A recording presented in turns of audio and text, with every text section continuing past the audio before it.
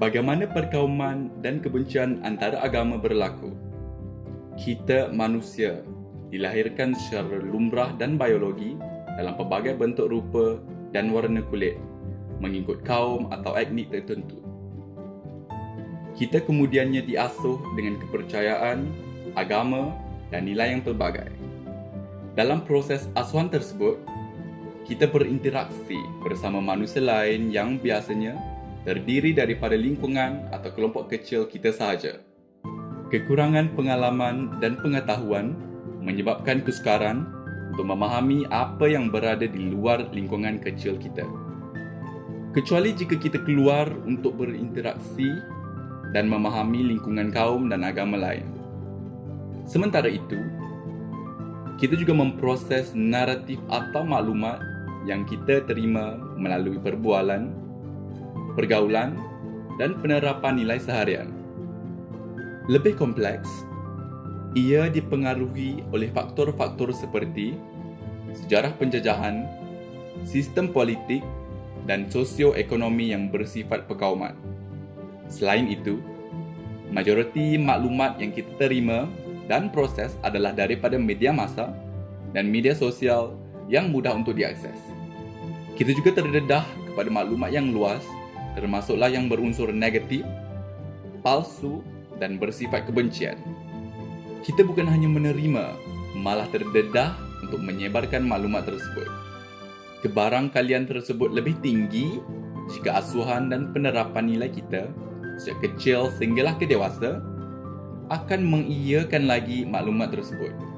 Misalnya, A dikaitkan dengan malas dan terkebelakang. B dikaitkan dengan mabuk dan kotor. C dikaitkan dengan gangster dan jenayah. Naratif atau maklumat ini terus dikitar semula melalui penyebaran di media sosial dan perbualan seharian. Ini berlaku secara meluas kerana dianggap sudah sebati dan okey dalam masyarakat lingkungan kita sendiri. Jelas, ia amat berisiko untuk mencetuskan api perkauman dan kebencian antara kaum dan agama. Sebagai contoh, jika A adalah seorang pemimpin masyarakat, si A boleh membuat dasar negara dan undang-undang untuk menindas kaum dan agama lain. Atau sebaliknya, si A boleh membuat dasar negara dan undang-undang yang adil untuk melindungi semua.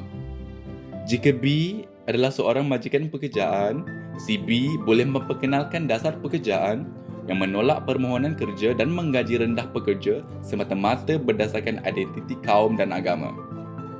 Atau sebaliknya, si B boleh memperkenalkan dasar dan layanan yang sama rata kepada semua dengan melihat kepada kelayakan, kebolehan dan etika seseorang pekerja. Jika C adalah seorang pendidik, si C boleh mengitar semula naratif dan maklumat yang bersifat perkauman dan kebencian kepada anak didiknya. Atau sebaliknya, Sisi boleh membentuk pemikiran generasi muda dengan nilai-nilai kebersamaan dan kepelbagaian. Jadi, apa peranan kita semua untuk menambah baik hubungan antara kaum dan agama? Pertama, elak dari menyalahkan sesebuah kaum atau agama secara pukal disebabkan sesuatu isu. Kedua, mula memahami sesuatu isu secara menyeluruh dengan mengambil kira faktor-faktor yang kompleks seperti taraf pendidikan dan sosioekonomi seseorang, sistem perundangan menindas serta situasi politik yang memperalat kaum dan agama. Ketiga, jadilah sebahagian daripada penyelesaian, bukan masalah. Kita perlu mengenal hati budi, kebaikan dan budaya kaum, agama lain secara dekat. Kenal, maka tak benci. Keempat, elak dari mengitar semula naratif atau maklumat yang bersifat perkauman, kebencian dan prasangka buruk terhadap sesebuah kaum dan agama. Ingat, jika tidak, kebencian ini bukan hanya boleh merebak dalam bentuk sikap dan tindakan yang menindas, malah konflik dan keganasan antara kaum dan agama yang lebih parah sudah tentu membinasakan keamanan dan keselamatan kita semua. Kita perlu tolak dan nyatakan ketidaksetujuan terhadap perkauman dan kebencian yang berlaku di sekeliling kita. Ini bagi membina persekitaran masyarakat yang lebih menerima dan selamat untuk semua.